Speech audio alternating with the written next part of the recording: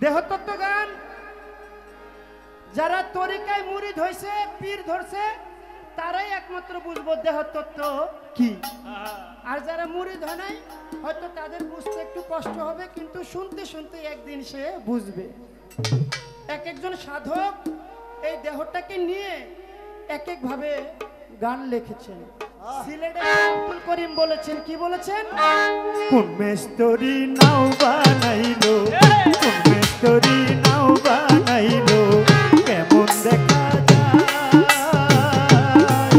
ওই ঝিলমিল ঝিলমিল করে আমার হাজি পীরের নাই, ঝিলমিল ঝিলমিল করে আমার বেনু সিদ্দিকের নাই। সিলেটের শাহ আব্দুল করিম বলেছেন, কোন মেস্তরি নাও বানাইলো, কেমন দেখা যায় ঝিলমিল ঝিলমিল করে এই ময়ূরপঙ্খী নাই। সে বলেছে এই দেহটা হলো একটা নৌকা। মালিক দেওয়ান সাহেব বলেছে কি, ঘুডি কে বানাইলো রে কামেলা রইলো কই, এমন সুন্দর ঘুডি দেখে আমি ধান্দা খাইয়া রই, ঘুডি কে বানাইলো রে, ঘুডি কে বানাইলো রে কামেলা রইলো কই, এমন সুন্দর ঘুডি দেখে আমি ধান্দা খাইয়া রই, ঘুডি কে বানাইলো রে। মালিক দেওয়ান সাহেব বলেছে দেহটা হলো একটা ঘুডি। বিক্রমপুরের কবি আলাউদ্দিন সাহেব কি বলেছে, ওই একটা চাবি মাইরা দিছে সাইরা, চাবি মাইরা দিছে সাইরা, জনম ভইরা চলিতেছে মন আমার দেহ ঘড়ি সন্ধান করি, কোন মেস্তরি বানাইছে মন আমার দেহ ঘড়ি। তাহলে আলাউদ্দিন বয়তি সাহেব বলেছে এই দেহটা হলো একটা ঘড়ি। মনির সরকার কি বলেছে, ওরে হাওয়ার উপর চলে গাড়ি, হাওয়ার উপর চলে গাড়ি, লাগে না পেট্রোল ডিজেল, মানুষ একটা দুই চাকার সাইকেল, কি চমৎকার গাড়ির মডেল রে, চমৎকার গাড়ির মডেল, মানুষ একটা দুই চাকার সাইকেল। মনির সরকার বলেছে দেহটা হলো একটা সাইকেল। আরেকজন কি বলেছে, আরে কি মোবাইল বানাইলো আল্লাহ, কি মোবাইল বানাইলো আল্লাহ, সিমের মালিক তুমি, উল্টা পাল্টা কল করিয়া কাট ফুরাইলাম আমি রে দয়াল, উল্টা পাল্টা কল করিয়া কাট ফুরাইলাম আমি।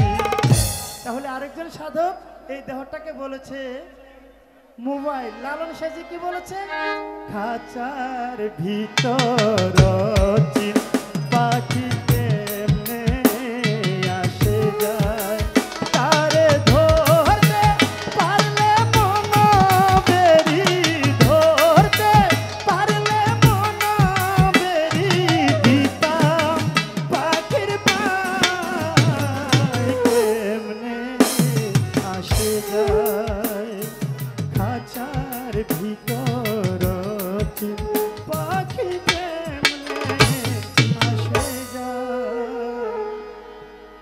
সিলেটের শাহ আব্দুল করিম বলেছে দেহটা হলো একটা নৌকা। মালিক দেওয়ান সাহেব বলেছে দেহটা একটা ঘড়ি। খালেদ দেওয়ান সাহেব বলেছে দেহটা একটা ঘড়ি। আলাউদ্দিন সাহেব বলেছে দেহটা একটা ঘড়ি। আরেকজন সাধক লালন সাইজি বলেছে এই দেহটা হলো একটা খাঁচা। তাহলে দেহটাকে নিয়ে এক একজন সাধক এক এক ভাবে গান লিখেছে। ওইরকম একজন সাধক সাধক আবেদ আলী বয়তি সাহেব দেহটাকে কি বলেছে সেখান থেকে আমার এই গান। ওরে ঘোড়ার ব্যাপারী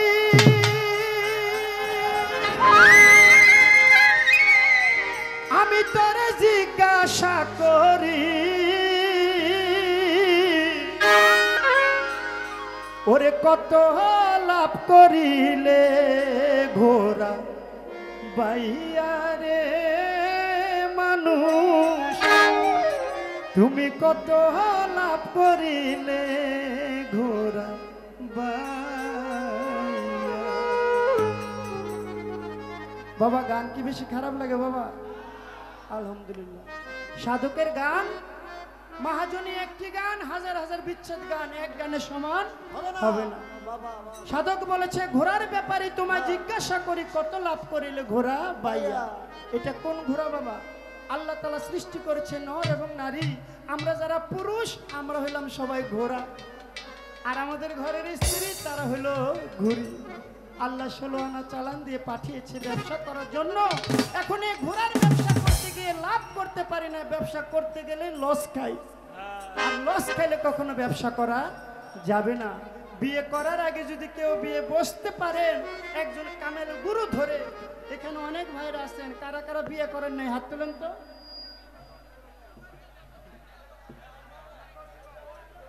এক চাচা হাত তুলছে, মানে বিয়ে করছে তো সামনে আরো করব। তাহলে এই বিয়া সেই বিয়া না, মুরিদের আরেক নাম হলো বিয়া। যদি কেউ কামেল গুরুর কাছে, দয়াল বাবা হাজী পীরের কাছে, দয়াল বাবা শুক্কুর আলী শাহ ওইরকম একজন গুরু ধরে কেউ যদি বিয়ে বসতে পারে তাহলে তার আর ব্যবসায় লস খাওয়ার সম্ভাবনা নাই। তাহলে বিয়ে করার আগে বিয়ে বসতে হবে। পেয়ে মালিকের ঘোড়া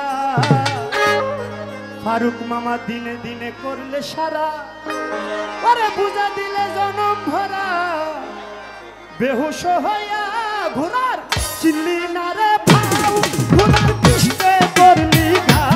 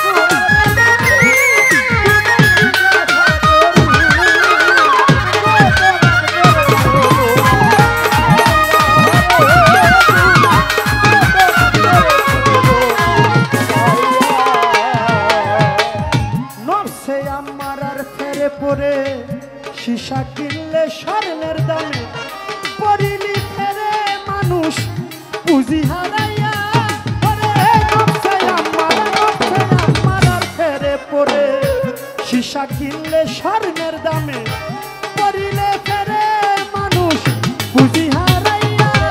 যদি ব্যাপার করতে চাও আমার হাজী পীরের কাছে যাও।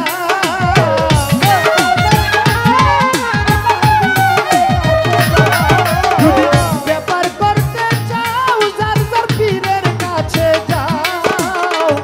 ব্যাপারীর ভাও দিবে রেশি খাইয়া রে মানুষ কত লাভ করিলে ঘোড়া পাইয়া।